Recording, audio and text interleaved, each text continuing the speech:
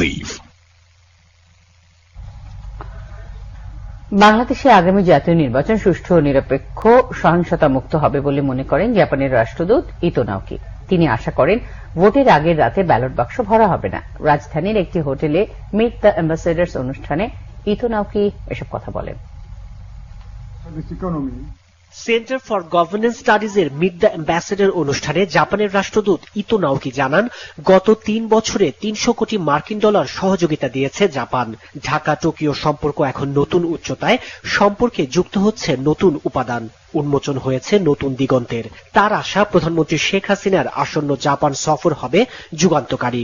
রাষ্ট্রদূত বলেন, জাপানের অবস্থান সবসময় অহিংস, শান্তিপূর্ণ ও অংশগ্রহণমূলক নির্বাচনের পক্ষে। 2018 সালের নির্বাচনের পর জাপান দূতাবাস সহিংসতা নিয়ে একটি বিবৃতি দিয়েছিল। এটি ব্যতিক্রমী ঘটনা, কারণ জাপান কোন দেশের নির্বাচনের পর বিবৃতি দেয় না।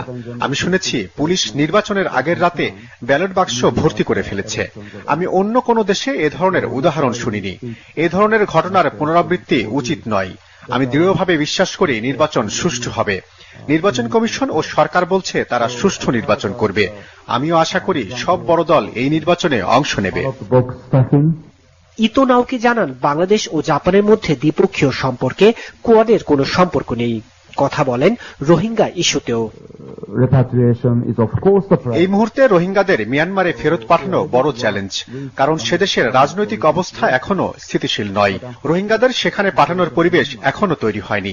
এই বিষয়টিকে গুরুত্ব দিয়ে কাজ করছে জাপান। জাপান সব সময়ই বাংলাদেশের উন্নয়ন অংশীদার।